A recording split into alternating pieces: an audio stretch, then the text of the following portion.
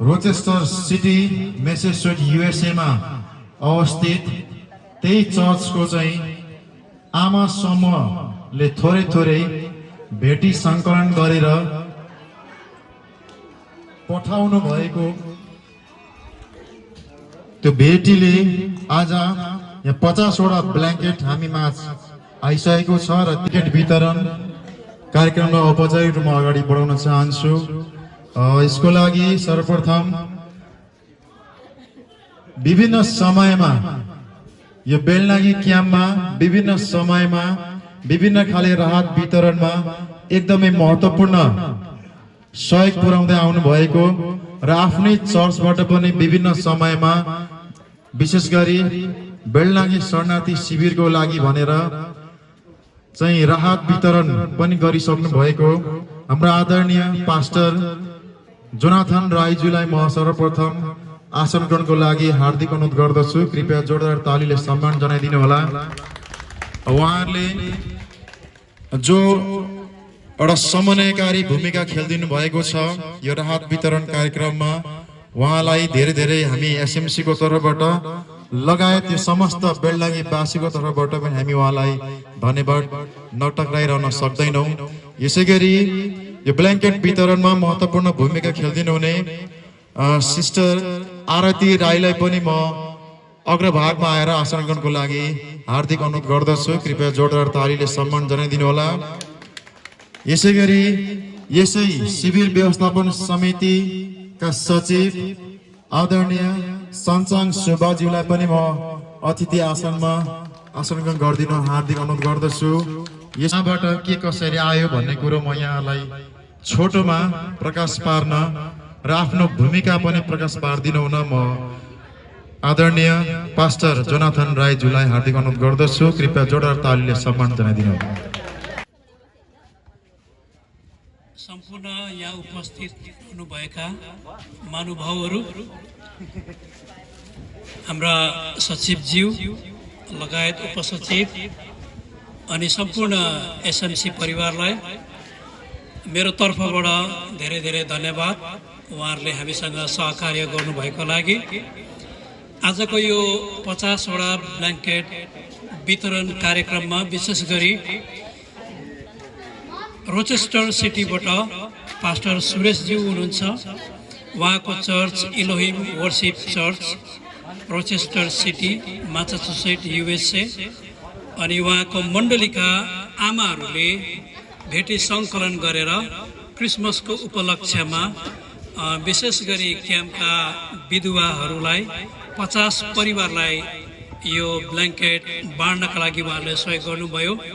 उहाँहरूलाई हाम्रो तर्फबाट सिएमसी को तर्फबाट हाम्रो समग्र बेलडाङ्गीवासीबाट धेरै धेरै धन्यवाद टक्राउन चाहन्छौँ।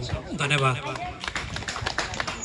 र यसैगरी हाम्रो यस कार्यक्रममा संयोगले भूपो सचिव श्री राजमान गुरुङजीको पनि उपस्थिति भइसकेको छ। उहाँलाई पनि जोरदार तालिका साथ आसनको लागि अनुरोध गर्न चाहन्छु।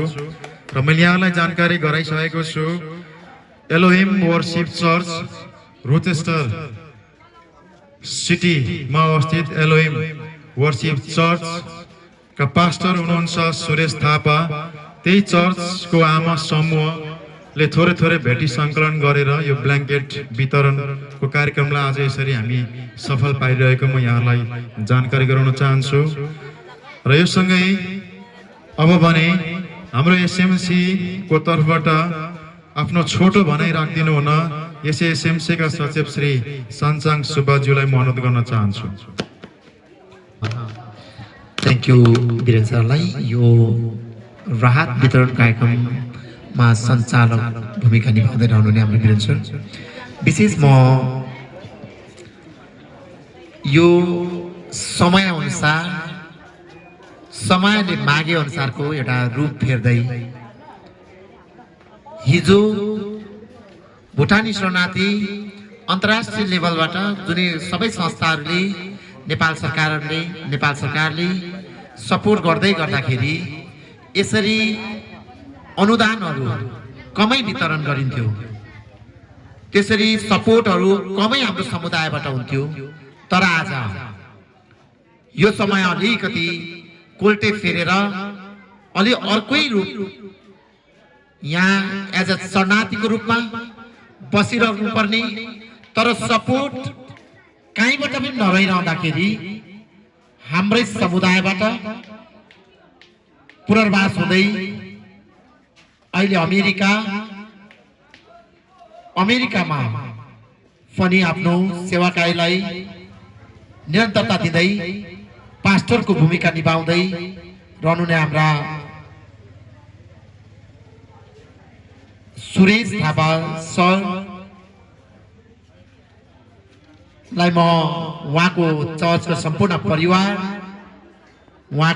परिवार सम्पूर्णलाई म यहाँबाट यतिखेर सम्झन चाहन्छु।